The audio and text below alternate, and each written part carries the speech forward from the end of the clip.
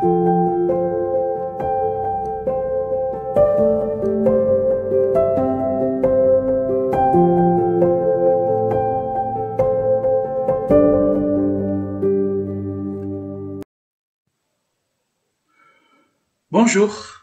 bienvenue dans notre méditation biblique et matinale. Ce matin, je vais démarrer d'une question. Est-ce bien raisonnable d'attendre une bonne réponse à partir d'une mauvaise question? Étrange, me direz-vous. Ce que je viens de vous dire est une confrontation entre la culture grecque et la culture hébreu.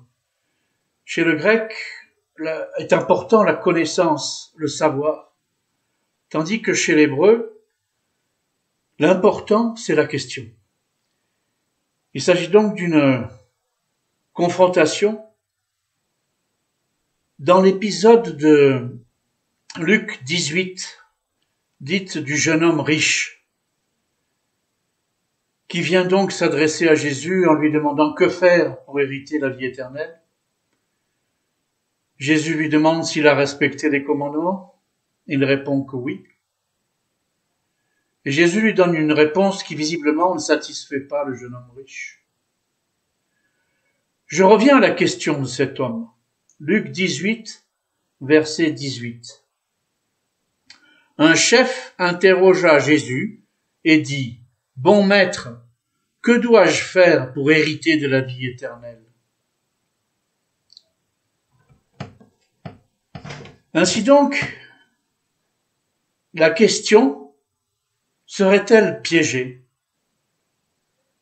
Il semblerait que cet homme demande ce qu'il doit faire pour obtenir la vie éternelle. Un acte et une obtention automatique. La première chose, c'est qu'il nie la souveraineté de Dieu. Un souverain ne se justifie pas de ses décisions et elles sont sans appel.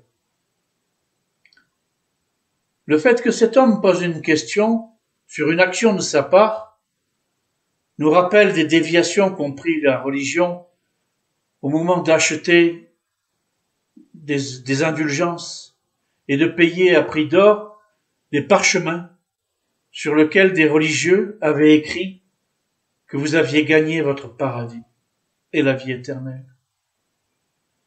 La réforme est venue mettre fin à tout cela. C'est assez insupportable. Ainsi donc, à cette question, que dois-je faire pour obtenir la vie éternelle ? Jésus qui répond sobrement de respecter les commandements, surtout les 2 premiers. L'individu dit que dès sa jeunesse, il l'a fait. Et à ce moment-là, Jésus lui dit, il te reste une chose à faire, vends ce que tu as, donne tout aux pauvres et suis-moi. Et c'est sans aucun doute ce que j'appelais une mauvaise réponse à une mauvaise question. L'homme pose une mauvaise question. Que peut-il en attendre ?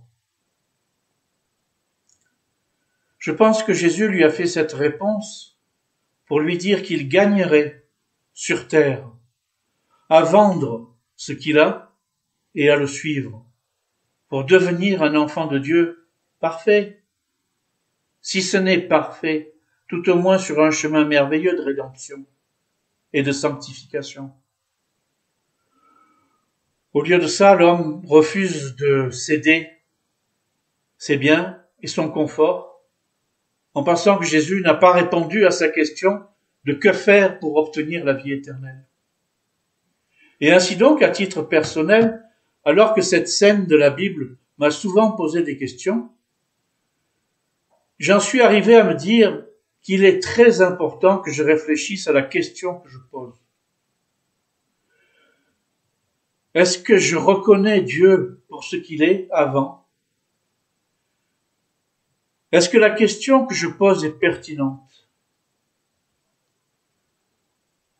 Le dernier exemple, c'est cette scène qui a eu depuis des siècles et des siècles en philosophie et en mathématiques avec tous les plus grands techniciens et les plus grands philosophes, Pythagore, Thalès, Euclide, qui cherchaient la quadrature du cercle. Quel est le carré qui a exactement la même surface qu'un cercle? Des siècles et des siècles de recherche. Et en 1882, un mathématicien, Lindemann, a fait une démonstration qui est la suivante. Il n'existe pas de carré ayant exactement la même surface qu'un cercle donné. Voilà la réponse à une question. Quel est le carré qui a la même surface qu'un cercle? La réponse est il n'existe pas de carré ayant la même surface qu'un cercle. Ça s'appelle la transcendance du nombre pi.